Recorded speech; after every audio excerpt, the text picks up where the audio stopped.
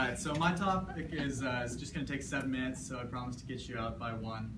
Alright. So the British mountaineer and explorer George Lee Mallory was asked many times why he wished to climb Everest. Why would a sane, intelligent man, knowing full well the great number of climbers lost in the mountain's unforgiving slopes, choose to venture forth again and again? Why climb Everest? Mallory said, because it's there. The story usually ends here. This is not all that Mallory said. Swarmed by reporters, he snapped, because it's there, in a moment of frustration. Later, Mallory elaborated on his motivations. He said this to the reporter.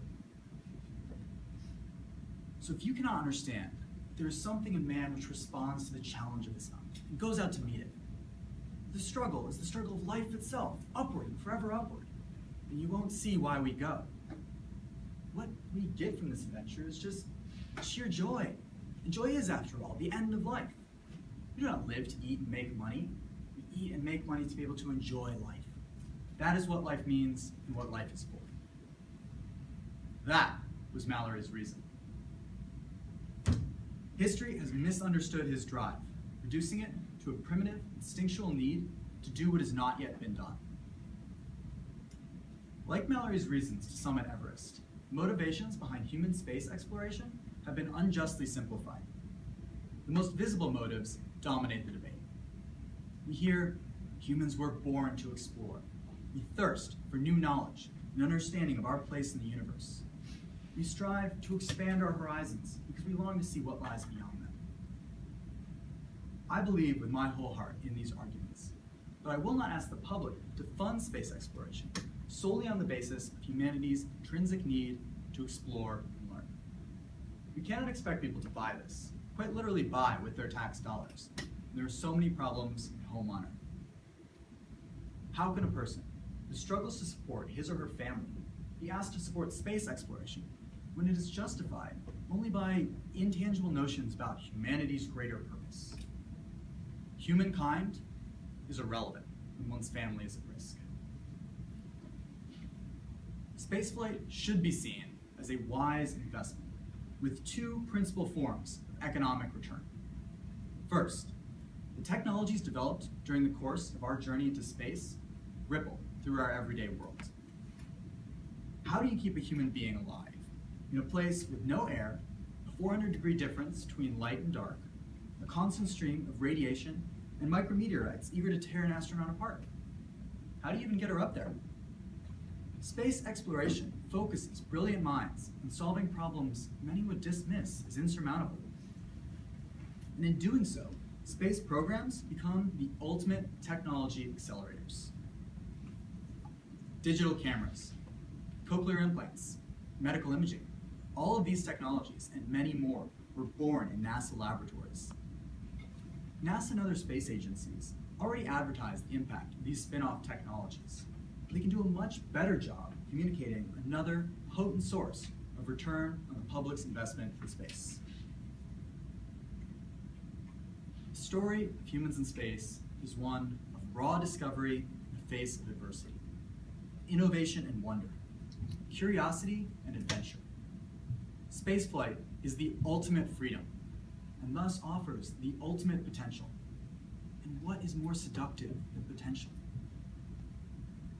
Human spaceflight is a grand endeavor with an incredible capacity to spark young minds to dream. By far, the most powerful impact of human space exploration is the inspiration of generations of young people to pursue careers in science, engineering, and technological fields. NASA is the most efficient machine ever created to kindle scientific wonder and confidence in the potential of human ingenuity. Of course, not every child awed by boot prints on alien soil will become an astronaut or an aeronautical engineer. But she may become a physicist, or a chemical engineer, or a doctor. Her innate curiosity will be fueled by dreams of other worlds. She will ask questions and learn to seek her own answers. And passion undimmed, she will grind her way through stereochemistry, calculus, free body diagrams, and all the other challenges of a scientific education, because she understands. Difficulty is inherent to any worthy undertaking.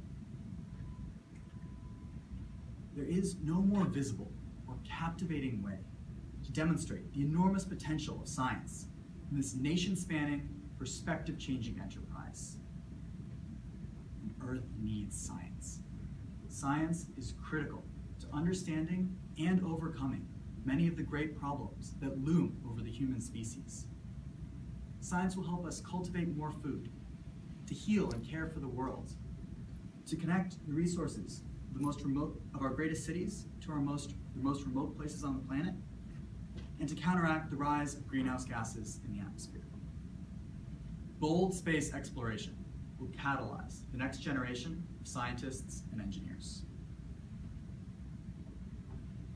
When the United States launched its space program in the 1950s, space was the newest Cold War battleground. Scientific inspiration and new technologies were mere afterthoughts, unforeseen benefits of the push beyond our atmosphere. Now, they must become our driving reasons to advance human spaceflight. The French aviator and writer Antoine Saint-Exupéry said that if you want to build a ship, don't drum up people to collect wood, and don't assign them tasks and work, but rather teach them to long for the endless immensity of the sea. Space is our last and greatest uncharted sea. And NASA is that teacher. Humans walked on the moon less than 9 years after first venturing into space. Think what we could do 9 years from now. Think what that could do for Earth. We only lack the will. Thank you.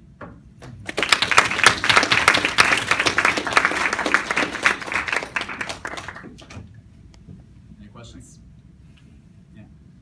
Do you think we need NASA, or is the private sector like SpaceX and orbital sciences enough to, accomplish this exploration?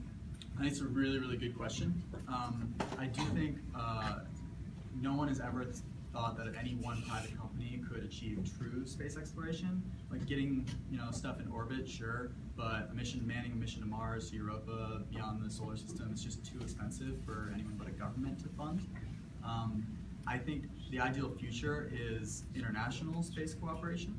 And I do think the private companies have a role in the kind of shuttle service into orbit because they do have the incentives to bring down costs, unlike, say, the original space program, which has factories scattered all over the US because different Congress people wanted the factory in their state to bring jobs, whereas SpaceX actually has a really cool factory. It's shaped like a U with a railroad track on both sides, and the parts come in on one railroad, it's assembled, the rocket's assembled, and then the rocket leaves in the other railroad, all in one place, instead of, being assembled in 4 different states. Yeah. So you mentioned for space exploration, one of the biggest challenges is obviously the funding argument, and that one of the biggest outcomes from space exploration is also technology we develop that are useful in other fields. Has anyone ever actually studied the cost breakdown between what it takes to develop all those technologies and what the actual flight costs? And have you ever thought about decoupling the two and just funding all of those technologies but not funding the actual space flight? Oh, okay, that's an interesting question. So the costs have been studied, and there are some really powerful numbers. The 2 that I have in my head are in one 1972 year, 4 of the spin-offs from that year, one of which is this charge-coupled device that is now in every digital camera in your pocket that NASA invented for space cameras, basically. Those 4 devices made made more money off of spin-offs than the operating budget of NASA from its founding through 1972. And I think the other number to think about is the $800 billion bailout of the auto industry is more than the entire 60-year running budget of NASA. So NASA's budget is about a little less than 0.5% on the federal dollar, 0.5 cent. So there's a campaign called Penny for NASA, the idea being if you doubled that, you would just get so much out of it. We could go to Mars in 10 years, you double the NASA budget, easy. And your point about funding spin-off technologies is, I think the whole idea is that when you're faced by these challenges that no one knew how to deal with, you're forced to innovate, and that force is not there if you just were like, go make me a better camera. Like, well, how's it better? Do you want it to be smaller, lighter, cheaper, all that stuff? Kendra? I have a comment on that and also questions. Another thing was, there was a study where every dollar that goes into NASA returns something like $5 back to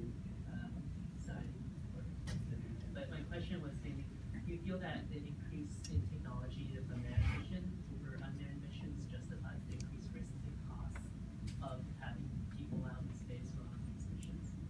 That's also a really good question. I do think, and it would be nice to study this, I do think the inspiratory potential of a manned mission is far more than unmanned. You do see the public does get really excited when NASA does it, and ESA, European Space Agency, and the other agencies do their publicity right. So think about the Curiosity rover or the Philae lander comet from ESA. Both of those were unmanned, but everybody's talking about them, especially with Curiosity, the 7 minutes of terror you may have heard about. It's pretty cool, but I don't think you'll ever quite match that. Like, that is just hard to beat in terms of a kid looking up into the sky and seeing the moon and knowing that someone else, someone like him or her was standing there. Yeah. One more. I'm curious how you first got interested in I watched a launch probably on TV. I've never been to one. I'd love to see one live. But like most kids, I was, thought astronauts were pretty darn cool and just followed up on it. And it's never really left me. Thank you so much. Thank you guys.